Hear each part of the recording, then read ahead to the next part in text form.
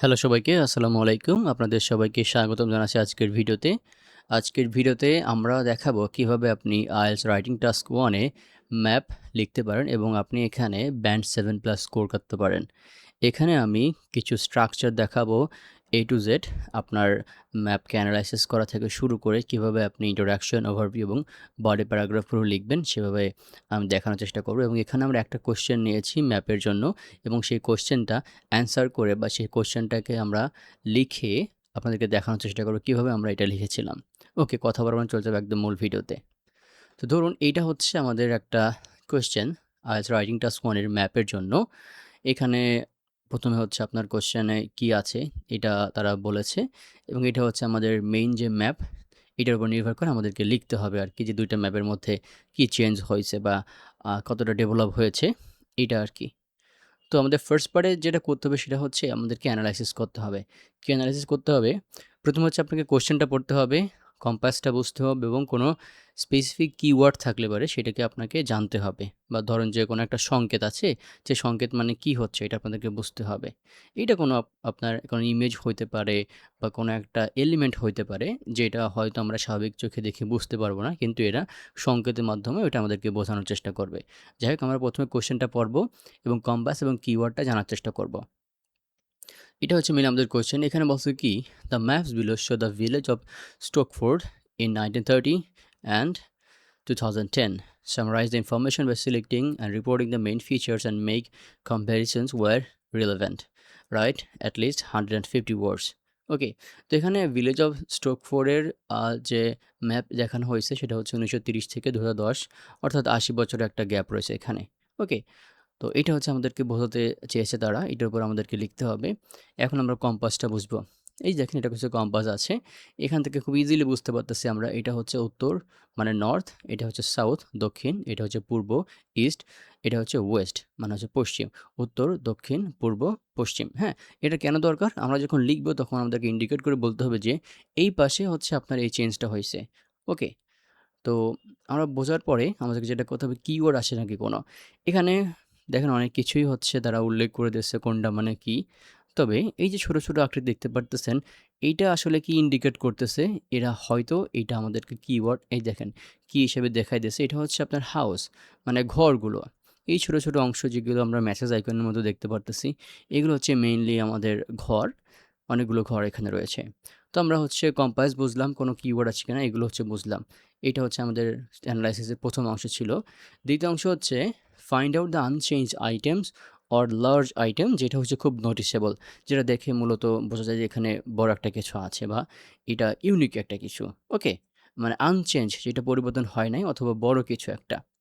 তো আমরা এখন ম্যাপ দেখে এটা বলতে পারবো। দুটো ম্যাপের তুলনাক্রম দেখতে পাচ্ছি যে এই যে একটা জিনিসটা এটা আনচেঞ্জ আছে, এইটা আনচেঞ্জ আছে। এই যে ব্রিজ নামে একটা অপশন, এটা হচ্ছে আনচেঞ্জ মানে এটা হচ্ছে পরিবর্তন হয় নাই। মেইনলি এগুলো দেখতে পাচ্ছি আমরা হচ্ছে কোনো পরিবর্তন হয় নাই। ওকে, তো আমরা আনচেঞ্জ অংশটা বুঝে ফেললাম। এটা মানে হচ্ছে যে রিভার, রিভার স্টোক এটা একটা, এবং এটা হচ্ছে ব্রিজ, এটা হচ্ছে আপনার আনচেঞ্জ অবস্থায় রয়েছে এবং এই অংশটা সম্ভবত এটা হচ্ছে আপনার স্ট্রিট বা রাস্তা, এটাও আনচেঞ্জ অবস্থায় আছে। তো আমরা আনচেঞ্জটা বুঝতে পারলাম বা লার্জ যে জিনিসটা আছে এইটা আমরা এখানে বুঝতে পারলাম। এখন আমাদের দেখতে হবে find the additions and reductions based on the unchanged item. এই যে আমরা আনচেঞ্জ আইটেমগুলো দেখলাম এইটার উপর ডিপেন্ড করে আমাদেরকে দেখতে হবে কোনগুলো চেঞ্জ হয়েছে, কোনগুলো এখনও চেঞ্জ হয় নাই এবং কোনগুলো নতুন তৈরি হয়েছে। তো আমরা দেখতে পাচ্তেছি যে রিভারের বাম পাশে কোনো কিছুই আগেও ছিল না, এখনও নাই ২ টার মধ্যে, হ্যাঁ? তো আমরা একটু ডান পাশে চিন্তা করি বা রিভার এবং স্ট্রিটের মাঝখানে চিন্তা করি। আমরা এখান থেকে শুরু করি। এখানে আগে ঘর ছিল, এখনও ঘর আছে। আর একটা ছোট স্ট্রিট তৈরি করে এখানে হচ্ছে আপনার ঘর তৈরি হয়েছে এখানে। তবে সেখানে আগে ছিল আপনার শপ। শপের জায়গায় হচ্ছে একটা রাস্তা তৈরি করে সেখানে অনেকগুলো ঘর হইছে। হ্যাঁ, পোস্ট অফিস দেখতে পাচ্ছি, পোস্ট অফিস জিনিসটা এখন আনচেঞ্জ অবস্থায় আছে। পোস্ট অফিসের পাশে ২ টা ঘর ছিল, এখন সেটা নাই। এবং পোস্ট অফিসের এই অংশ দিয়ে মানে সরি, পোস্ট অফিসের নিচের অংশ বা হচ্ছে সাউথের অংশ দিয়ে হচ্ছে আপনার ফার্মল্যান্ড ছিল। সে ফার্মল্যান্ড ও এখন নাই। সেটা কি হয়ে গেছে?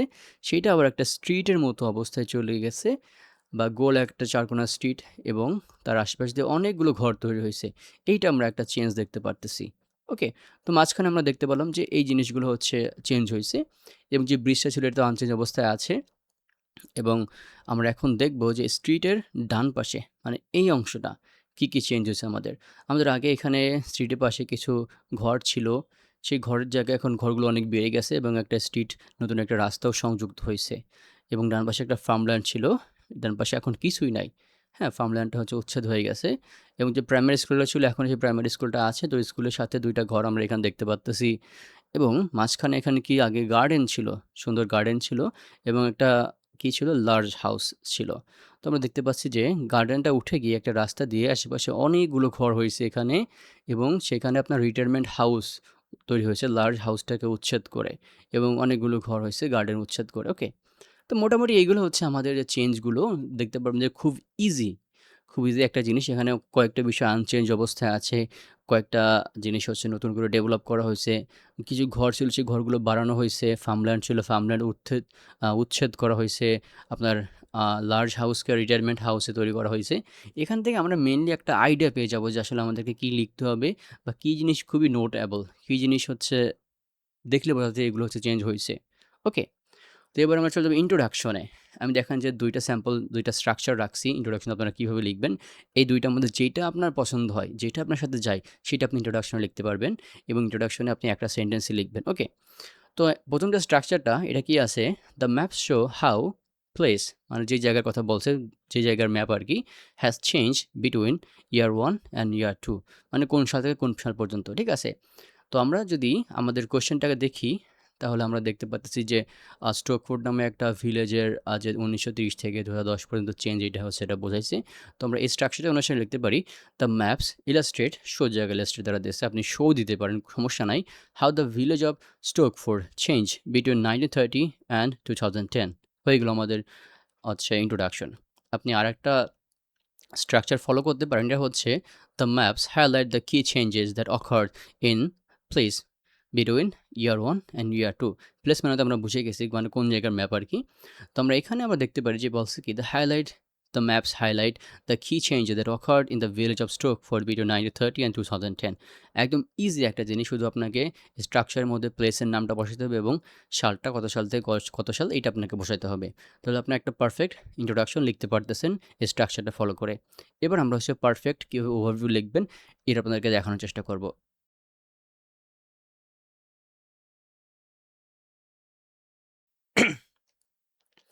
এখানে আমি ২ টা স্ট্রাকচার রাখার চেষ্টা করছি ওভারভিউ লেখার জন্য। ১ম যে স্ট্রাকচারটা এটা কি আছে? আমরা দেখতে পারি যে it is clear that a number of major changes took place in place মানে যে ম্যাপটা between year 1 and year 2 মানে যে সময়টা আরকি ২ টা সাল with the area becoming more developed, urbanized, residential মানে ৩ টা ওয়ার্ডের মধ্যে আপনি যেকোনো একটা ওয়ার্ড এখানে লিখতে পারেন, কোনো সমস্যা নাই। The major changes include 2 or 3 major changes ২ টা বা ৩ টা মেজর যে চেঞ্জ হইছে সেগুলো আপনি এখানে হচ্ছে উল্লেখ করতে পারেন। তো এখানে এই যে থার্ড ব্র্যাকের যে অপশনগুলো এগুলো হচ্ছে আপনাকে লিখতে হবে। ওকে? তো আমরা দেখি যে স্ট্রাকচারটা থেকে আমাদের এই কোয়েশ্চেনের অ্যান্সারটা কীভাবে তারা লিখছে। It is clear that a number of major changes took place in Stokeford মানে একটা ভিলেজের নাম আরকি জায়গাটা শুধু স্টোকফোর্ড রাখছে। Between 1930 and 2010 with the area is becoming more developed এখানে এটা ডেভেলপ ওয়ার্ডটা ব্যবহার করছে। দ্য মেজর চেঞ্জেস ইনক্লুড তারপর আমি বলছি কি ২ টা বা ৩ টা মেজর চেঞ্জ কী চেঞ্জ আছে এগুলো হচ্ছে তারা উল্লেখ করতে হবে, আপনি উল্লেখ করবেন। Include the replacement of ফার্মল্যান্ডস and shops with more housing and addition of new facilities such a retirement home. এখানে তারা বলছে যে ফার্মল্যান্ড অ্যান্ড শপগুলো হচ্ছে রিপ্লেস করা হয়েছে। হ্যাঁ? কি দ্বারা? উইথ মোর হাউজিং ঘর দ্বারা। ফার্মল্যান্ড এবং শপগুলো হচ্ছে ঘর দ্বারা রিপ্লেস করা হয়েছে এবং নতুন কিছু ফ্যাসিলিটি অ্যাড করা হয়েছে যার মধ্যে রয়েছে রিটায়ারমেন্ট হোম। আমরা একটু আগে যখন ম্যাপটা অ্যানালাইসিস করছিলাম তখন কিন্তু আমরা দেখছিলাম যে ফার্মল্যান্ড অ্যান্ড হচ্ছে শপস এই যে শপগুলো এগুলো হচ্ছে হাউজিং এই দেখেন হাউজিং দ্বারা হচ্ছে রিপ্লেসমেন্ট করা হয়েছে এবং কিছু রিটায়ারমেন্ট হোম নামে একটা ফ্যাসিলিটি হচ্ছে তৈরি করা হয়েছে নতুন যেটাকে লার্জ হাউস ছিল। যাই হোক, তো আপনি এত কিছু না দিয়ে শুধুমাত্র সিঙ্গল চেঞ্জ দিতে পারেন। ধরুন যে আগে ফার্মল্যান্ড ছিল এখন নাই। এটাও লিখতে পারেন অথবা লিখতে পারেন যে নতুন একটা রিটায়ারমেন্ট হোম হচ্ছে এখানে তৈরি হয়েছে। মাত্র ২ টা চেঞ্জ দিলেই এখানে এনাফ। আপনি একটা পারফেক্ট ওভারভিউ এভাবে লিখতে পারবেন। যাই হোক আমরা সেকেন্ড যে স্ট্রাকচারটা এখানে আসি। এখানে কি বলছে? এটার একটু কপিরাইট জিনিস আছে কারণ এটা হচ্ছে আইএলটিএস মাহির থেকে মাহির ভাইয়ের যে স্ট্রাকচার এটা আমি ফলো করার চেষ্টা করছি। এটা আমার কাছে অনেক ভাল লাগছে। যাই হোক, এটা বলছে কি it is clear that a number of major changes or modification যেকোনো একটা ব্যবহার করবেন were made to the subject বা হচ্ছে দ্য প্লেস আর কি আমাদের কি বলে যে ম্যাপের যে জায়গাটা, দিস ইনক্লুড টু আর major change and so one, দুইটা মেজর চেঞ্জ দেবেন এবং লাস্টে অ্যান্ড সো ওয়ান দিয়ে শেষ করবেন। তো আমরা দেখে রেখে কীভাবে করছে এরা। It is clear that a number of major changes were made to the village Stokeford between 1930 and 2010. This include the significant expansion of residential housing and the transformation of former farmland into developed areas and so on. ওকে, তো আমরা এটা বুঝলাম। তো second অংশটা দুইটা চেঞ্জের মধ্যে তারা কী বলছে, significant expansion of residential housing, মানে হাউজিংটা বাড়াইছে, and transformation of former farmland into develop areas, ফার্মল্যান্ডটাকে ট্রান্সফর্ম করছে বা পরিবর্তন করে হচ্ছে আরও ডেভেলপ করছে, ডেভেলপ এরিয়া তৈরি করছে। তো কীভাবে করছে, আপনার কিছু হাউজিং দিয়েছে, কিছু রিটায়ারমেন্ট হোম নামক কিছু ফ্যাসিলিটি দিয়েছে, যাই হোক অ্যান্ড সো ওয়ান। তো এভাবে হচ্ছে দুইটা চেঞ্জকে অ্যাড করে হচ্ছে আপনার ওভারভিউ দিচ্ছে। এভাবে আমরা একটা পারফেক্ট ওভারভিউ কিন্তু দিতে পারবো খুব ইজিলি। ওকে, তবে চেষ্টা করবেন যে এখানে আপনার হচ্ছে সাল ইন্ডিকেট করে বা হচ্ছে কোন দিকে আপনার ফার্মল্যান্ডটা ছিল, সেখান থেকে আপনার কোন দিকে গেছে, অতটা স্পেসিফিকভাবে হচ্ছে আপনি এখানে দেবেন না। আপনি হচ্ছে ওভারঅল যে চেঞ্জটা হয়েছে সেটার উপর নির্ভর করে আপনার এই যে ওভারভিউ সেকেন্ড যে সেন্টেন্সটা আছে এইটা দেওয়ার চেষ্টা করবেন। হ্যাঁ, আমরা স্পেসিফিকভাবে যখন বডি প্যারাগ্রাফ লিখব তখন মেইনলি আমরা হচ্ছে স্পেসিফিকভাবে বলবো যে এই অংশের এই কোণায় বা এই দিকে এই চেঞ্জটা হয়েছে বা এই জায়গায় এটা ছিল, এইটা এখন আছে। আশা করি আপনারা বুঝতে পারছেন। তো এবার আসি ভোকাবুলারি নিয়ে বডি প্যারাগ্রাফের ক্ষেত্রে। তো বডি প্যারাগ্রাফ কি আপনারা হয়তো জানেন, আমরা আইএলস রাইটিং টাস্ক 1 এর জন্য আমরা যে রাইটিং ফর্মুলা এটাকে আমরা 4 ভাগে ভাগ করছি। একটা হচ্ছে ইন্ট্রোডাকশন, একটা ওভারভিউ, একটা বডি প্যারাগ্রাফ 1, একটা বডি প্যারাগ্রাফ 2। ঠিক একইভাবে ম্যাপে যে চেঞ্জগুলো হয়েছে এই চেঞ্জগুলোকে আমরা 2 ভাগে ভাগ করব। যে কোনোভাবে আপনি ভাগ করতে পারেন, কোনো ম্যাটার না, কোনো কিছু না। আপনি চাইলে সেটা দিক হিসেবে ভাগ করতে পারেন যে আপনি উত্তর দক্ষিণ একদিকে রাখবেন, পূর্ব পশ্চিম আরেক অংশে রাখবেন, হ্যাঁ? অথবা আপনি চাচ্ছেন যে যেগুলো চেঞ্জ হয়েছে সেগুলো এক পাশে রাখবেন বা একটা বডি প্যারাগ্রাফে রাখবেন, যেগুলো চেঞ্জ হয় না সেটা আরেকটা বডি প্যারাগ্রাফ রাখবেন। এইটা আপনাদের উপর নির্ভর করে, আপনি এখানে একদম ফ্রি। হ্যাঁ, আপনার সেই ফ্রিডমটা আছে। তো আমরা কিছু ভোকাবুলারি জানবো। সিচুয়েটেড, ফাউন্ড, যখন আমরা কোনো অবস্থান নিয়ে কথা বলবো তখন আমরা সিচুয়েটেড এবং ফাউন্ড এটা ব্যবহার করব। যখন আমরা নির্মাণ নিয়ে কথা বলবো, ডেভেলপড, অ্যাডেড, বিল্ড, কনস্ট্রাক্টেড, যে নতুন কিছু তৈরি করা হয়েছে এখানে, ওকে? এবং রিকনস্ট্রাক্টেড আমরা এখানে ব্যবহার করতে পারি। এবং যদি কোনো কিছু অপসারণ করা হয়, চেঞ্জ করা হয়, তাহলে বলতে পারি রিপ্লেস। রিপ্লেস বলতে চেঞ্জ করে সেই জায়গায় আরেকটা কিছু আনছে। রিমুভ বলতে একদম রিমুভ করা হয়েছে, মানে ওইটা ছিল এখন একবারে নাই। ডিমোলিশ হচ্ছেও একবারে শেষ করে দেওয়া, ধ্বংস করা, মানে উচ্ছেদ করা মেইনলি আর কি। এবং পরিবর্তন হইলে পারে কনভার্টেড, রিডেভেলপ আমরা ব্যবহার করতে পারি। রিপ্লেস এখানে ব্যবহার করা যায়। ওকে, যদি কোনো কিছু এক্সটেন্ড করা হয়, আগে ধরেন যে ঘরবাড়ি 5টা ছিল সেখানে এখন 10টা আছে, তাহলে আমরা এক্সটেন্ড ব্যবহার করতে পারি, এক্সপ্যান্ড ব্যবহার করতে পারি। ওকে, তো এগুলো হচ্ছে আমার এসেনশিয়াল ভোকাবুলারি আমাদের বডি প্যারাগ্রাফের জন্য। এবার আমরা হচ্ছে বডি প্যারাগ্রাফটা দেখব যে কী কী ওয়ার্ড ব্যবহার করে বডি প্যারাগ্রাফগুলো তৈরি করছে এবং এই ওয়ার্ডগুলো কীভাবে হচ্ছে ইম্প্যাক্ট রেখেছে বডি প্যারাগ্রাফের ক্ষেত্রে। চলে যাবো আমাদের বডি প্যারাগ্রাফ 1 এর ক্ষেত্রে। আমরা আগে কিন্তু ম্যাপকে অ্যানালাইসিস করছি, আপনারা এখানে আবার ম্যাপকে অ্যানালাইসিস করে দেখার চেষ্টা করবেন। It's very important. তো বডি গ্রাফ 1 এ কী বলছে, 1930s, মানে আমাদের বাম পাশের যে ম্যাপটা আর কি, 2টা ম্যাপ তো। Stokeford was a small rural village situated on the east side of River Stoke. Okay. Then main road ran through the center with few houses located along the both side. Okay. তো এখানে হচ্ছে রিভারের কথা বলছে এবং রোডের কথা বলছে। ওকে, there were a couple of shops and post office in the middle of the village with large area of farmland were found north and south. মানে আপনার গ্রামের মাঝখানে হচ্ছে পোস্ট অফিস ছিল, ওকে, এবং শপ ছিল। তারপর হচ্ছে ফার্মল্যান্ড ছিল আপনার উত্তর দক্ষিণ দিকে। ফাউন্ডটা এখানে ব্যবহার করা হয়েছে। A primary school was situated on the east of the main street next to the large house and gardens which occupied significant proportion of land.